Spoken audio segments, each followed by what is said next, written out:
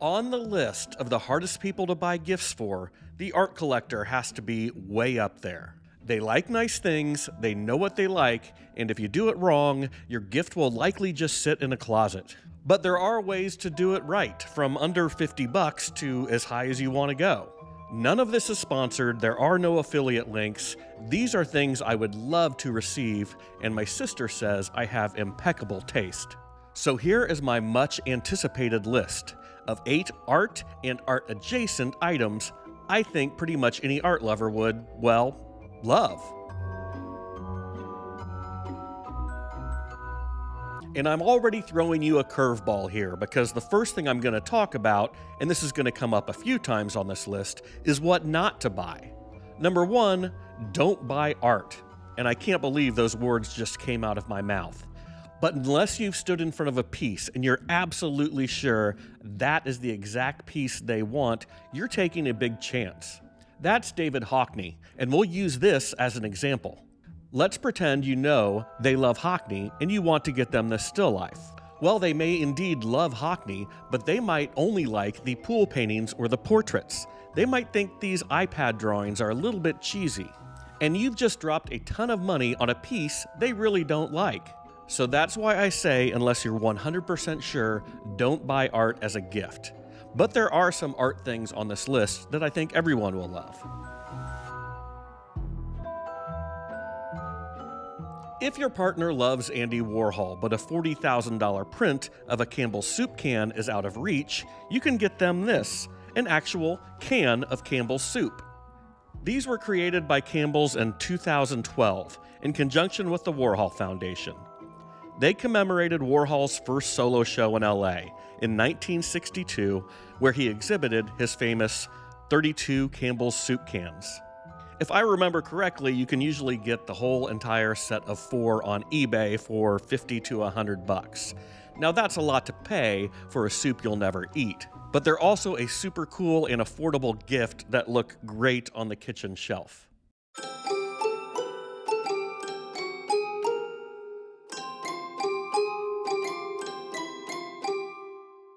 Number 3 might seem obvious, but buy a museum membership. If you're already a member of your local museum, which you should be, buy a membership to the museum closest to your favorite vacation spot, or maybe where your partner's family lives.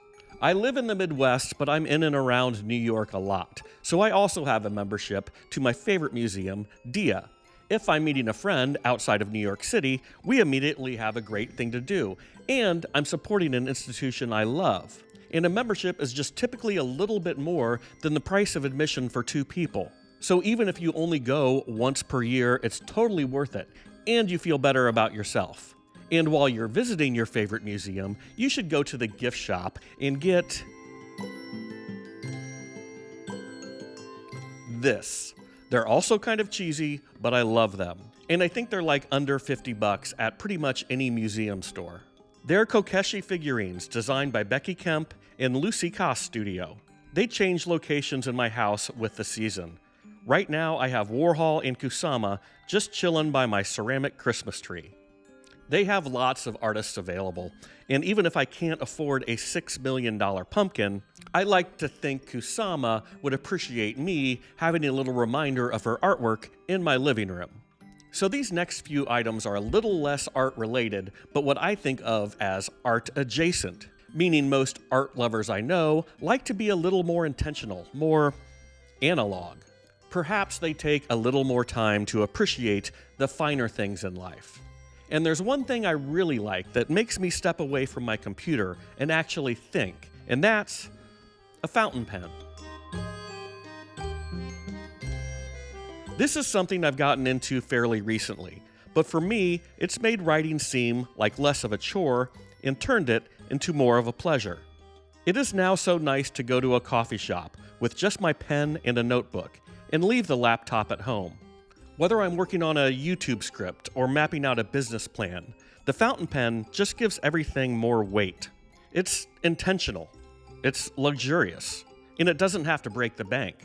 This is the Lamy Safari, and it's a great entree into the world of fountain pens. You can literally spend whatever you want on these pens, well into the thousands. But this one for $30 to $40 is a great way to try and experiment with turning off the laptop for a while. I've got another pen on the way. It's also by Lamy, and it's called the Lamy Studio. It's still under $100, and I just love its mid-century form follows function aesthetic. And since these things can last forever, I really look forward to how it will age and patina over the years. And we're going to keep it analog for the next item on our list. I get lots of comments and messages from people watching my videos who wondered what was on my wrist that day. And yes, I'm talking about watches. But the kind of watch that doesn't show you your text messages or count your steps. Today I'm wearing my trusty Omega Speedmaster, and these are very personal things. Whether if by movement or hand winding, they are things you interact with every day. And there's a beauty to the way they work, how they're built and assembled, that is so satisfying. But I want to give the same words of caution I gave when talking about buying a piece of art. Don't buy your partner a watch unless you are positive that that is the model that they would like.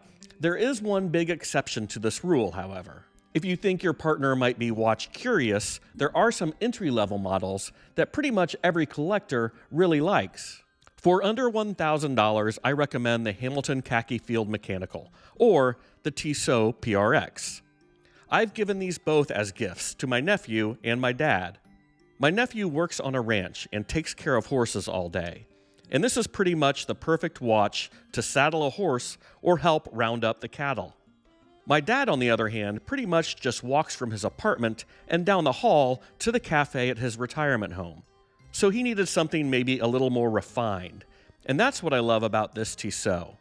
And my dad and nephew pretty much never take them off. If you want to go up the price level a little bit, but still keep it under $5,000, there are two brands I would recommend all day long. If you want to keep it sporty, check out Tudor, and in particular, the Black Bay. Tudor is the little brother to Rolex. They make amazing watches at a price much more approachable than Rolex itself. And the Black Bay has a few different sizes to choose from, as well as some great colorways. If you want to be a bit more dressy at this price point, look into Cartier. Under $5,000, I think all new Cartiers have a quartz movement, but don't stress over that. If you're buying a Cartier Tank or Cartier Santos, the beauty and the history of these two models is pretty much unparalleled in the industry. If anyone wants me to take a deeper dive into watches, let me know down in the comments. I love geeking out on this stuff. But for now, it's time to move on.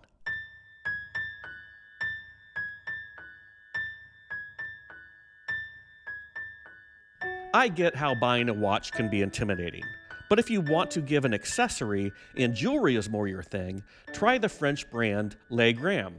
When people think of nice jewelry, the default is often Cartier or Tiffany, maybe Van Cleef, and rightfully so. They all make beautiful things.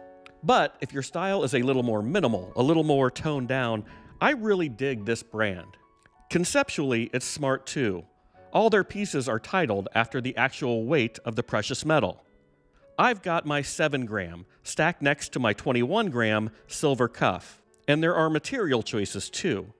I like to match my jewelry to my watch case, be that silver, gold, or even rose gold. When Cartier's Justin Clou seems like it might be a little much, Le Graham really hits that sweet spot.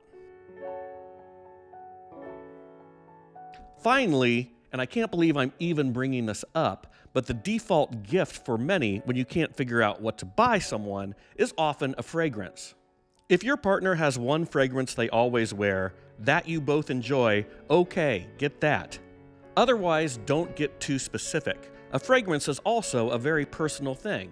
I could tell you what I like. It's Maison Margiela's Jazz Club, obviously. But that doesn't matter. Nobody needs another fragrance in their cabinet they'll never wear. Instead, get a sampler pack from a trusted brand. You can then experiment with scents for different occasions or different times of year. And ultimately, you'll settle on the perfect one. Thanks so much for watching, everyone. I wish you all the happiest of holidays. If you haven't already done so, please consider subscribing to this channel and liking this video, and I look forward to seeing you on the next one. Ciao!